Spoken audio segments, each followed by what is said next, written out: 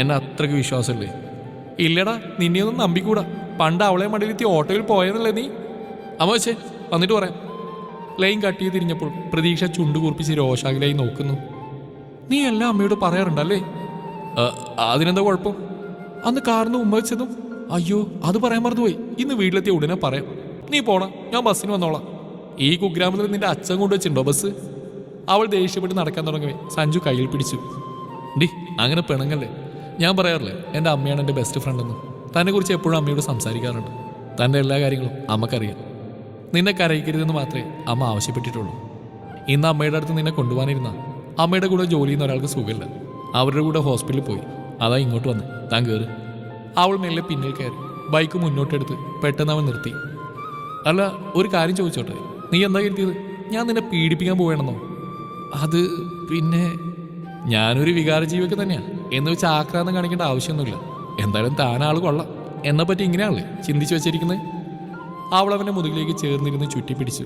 അവൻ്റെ ചുമലിൽ അമർത്തി കടിച്ചു. ആ പൊട്ടി, വേദനിക്കുന്നു. സാരമില്ല, സഹിച്ചോ. വണ്ടി വിട്, വിശക്കുന്നുണ്ട്. പൂക്കൾ വീണ് കിടക്കുന്ന വഴിയിലൂടെ ബൈക്ക് നഗരപാത ലക്ഷ്യമാക്കി യാത്ര തുടങ്ങി. അന്ന് വൈകിട്ട് നിറഞ്ഞ മനസ്സോടെയാണ് പ്രതീക്ഷ വീട്ടിലെത്തിയത്. കുളിച്ച് ഡ്രസ്സ് മാറി അടുക്കളയിലെത്തിയപ്പോൾ അമ്മ പാത്രങ്ങൾ കഴുകിയാണ്. അവിടെ പായസം വെച്ചിട്ടുണ്ട്, എടുത്ത് കുടിക്ക്. അവൾ പിന്നാലെ ചെന്ന് അമ്മയെ കെട്ടിപ്പിടിച്ചു.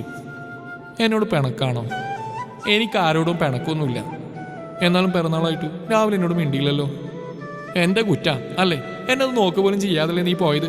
പുലർച്ചെ എണീറ്റ് നിനക്ക് ഇഷ്ടമുള്ള ഇലയോടൊക്കെ ഉണ്ടാക്കി വെച്ചിരുന്നു. എനിക്കത്ര സങ്കടമായി എന്നറിയോ? സാരമില്ല അമ്മ, പോട്ടെ. നിനക്ക് തോന്നുന്നുണ്ടാവും ഞാൻ എപ്പോഴും കല്യാണക്കാരും പറയുന്നു നിന്നെ ഒഴിവാക്കി വിടാനാണെന്നല്ലേ. നീ എനിക്ക് ബാധ്യതയായിട്ടൊന്നല്ല. ദിവസം കഴിയുന്തോറും എൻ്റെ ആരോഗ്യം കുറഞ്ഞു വരിക. എനിക്ക് എന്തെങ്കിലും സംഭവിച്ചാൽ നിന്റെ അവസ്ഥ എന്താവും?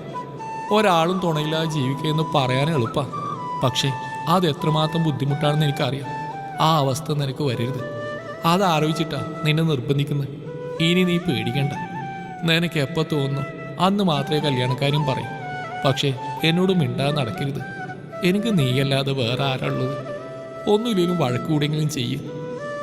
അമ്മ വിതുമ്പി ഗ്ലാസ്സിൽ നിന്ന് പായസം ഒരു സ്പൂണിലെടുത്ത് അമ്മയ്ക്ക് നേരെ നീട്ടി. എനിക്ക് വേണ്ട. അത് പറഞ്ഞാൽ പറ്റില്ല. കുടിക്ക് ലക്ഷ്മിക്കുട്ടി. അമ്മ വായ തുറന്ന് സ്വീകരിച്ചു. അമ്മ പേടിക്കണ്ട, എത്രയും പെട്ടെന്ന് നല്ല നടക്കും പോരെ. രാത്രി കിടന്നപ്പോൾ അവൾ സഞ്ജുവിനെ വിളിച്ചു. എന്തായാലും അമ്മയുടെ പിണക്കം മാറിയോ? ആ മാറി. ഞാൻ പറഞ്ഞില്ലേ, എത്ര ദേഷ്യം ഉണ്ടായാലും മക്കളൊന്ന് കെട്ടിപ്പിടിക്കുക ഉമ്മ കൊടുക്കുകയോ ചെയ്താൽ എല്ലാ അമ്മമാരും ഓക്കെ ആവും. അവർ നമ്മുടെ അടുത്ത് നിന്ന് അത്രയ്ക്കേ പ്രതീക്ഷിക്കുന്നുള്ളൂ. ക്ഷമിക്കാൻ അമ്മയെപ്പോലെ ആർക്കും പറ്റില്ല. അത് ദൈവം കൊടുത്ത വരാ. അമ്മയോട് നമ്മുടെ കാര്യം പറഞ്ഞാലൊന്ന് ആലോചിക്കുക. അതിലിത്ര ആലോചിക്കാൻ എന്തിരിക്കുന്നു? നാളെ പറയാം. ആ എന്ന് പറയുക. Good night. പിറ്റേ ദിവസം അവിചാരിതമായി ചിലത് സംഭവിച്ചു.